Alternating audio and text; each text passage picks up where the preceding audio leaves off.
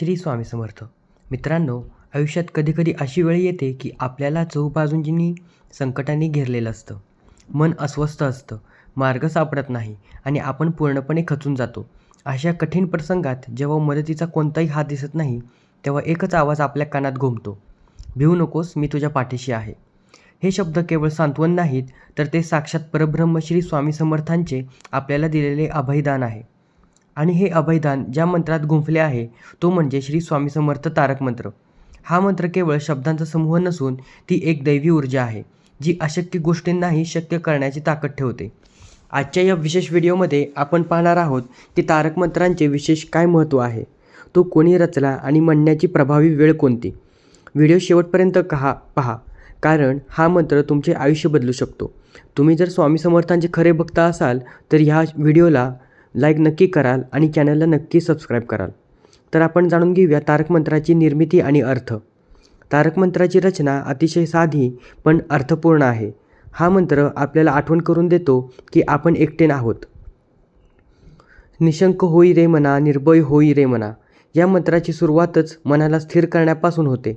मनातील शंका आणि भीती काढून टाकणे हा या मंत्राचा मुख्य उद्देश आहे. मंत्रातील ही ओळ आपल्याला सांगते की जेव्हा आपण मानवी प्रयत्न थकतात तेव्हा स्वामींची शक्ती कार्य करू लागते. ज्या गोष्टी आपल्याला अशक्य वाटतात त्या स्वामींच्या कृपेने सहज शक्य होतात.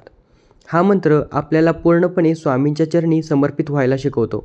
जेव्हा आपण म्हणतो की तूच सर्वस्व आहे, तेव्हा स्वामी आपल्या जीवनाची सर्व जबाबदारी स्वीकारतात. तर आपण जाणून घेऊया तारक मंत्राचे आध्यात्मिक महत्त्व. तारक मंत्राला तारक का म्हणतात? कारण तो आपल्याला संकटातून तारून नेतो. आजच्या धावपळीच्या जीवनात तणाव आणि चिंता सामान्य झाली आहे. तारक मंत्राचे पठण केल्याने मेंदूमध्ये सकारात्मक लहरी निर्माण होतात, ज्यामुळे तुमच्या मानसिकतेला शांतता लाभते. मृत्यूची भीती, आजारपणाची भीती किंवा भविष्याची चिंता या मंत्राच्या प्रभावाने नष्ट होते. हा मंत्र वाचताना किंवा ऐकताना शरीरात एक वेगळीच ऊर्जा संचारते, ज्यामुळे आत्मविश्वास वाढतो. कोणत्याही आव्हानाला समोर जाण्याची ताकद आपल्याला मिळते. तर आपण जाणून घेऊया तारक मंत्र म्हणण्याची सर्वात प्रभावी वेळ कोणती. तसे पाहता स्वामींची सेवा कोणत्याही वेळी केली तरीही चालते, पण काही वेळ अतिशय फलदायी ठरतात. जसं की ब्रह्ममुहूर्त सकाळी 4 ते 6. यावेळी वातावरण अत्यंत शुद्ध आणि शांत असते. या काळात केलेले पठण थेट स्वामींपर्यंत पोहोचते आणि त्याचे फळ लवकर मिळते. दुसरा मुहूर्त म्हणजे संध्याकाळ. सूर्यास्ताच्या वेळी घरात तुपाचा दिवा लावून तारक मंत्र म्हटल्याने घरोघरी नकारात्मक ऊर्जा बाहेर जाते आणि लक्ष्मीचा वास राहतो. तिसरी वेळ म्हणजे झोपण्यापूर्वी. रात्री झोपण्यापूर्वी तारक मंत्र म्हटल्याने मन शांत होते आणि वाईट स्वप्ने पडत नाहीत.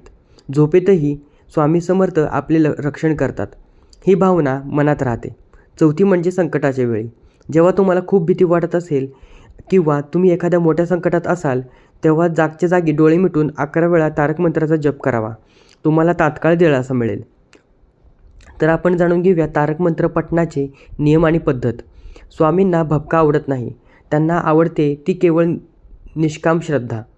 तरीही काही गोष्टी पाळल्यास अधिक लाभ होतो. पहिली म्हणजे स्वच्छता. शक्य असल्यास आंघोळ करून किंवा हातपाय स्वच्छ धुवून आसन लावून बसावे.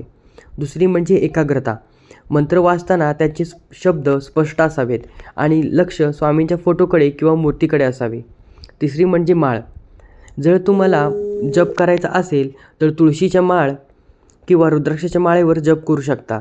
नित्यसेवेत किमान 1 किंवा 3 वेळा तारक मंत्र पठण करावे.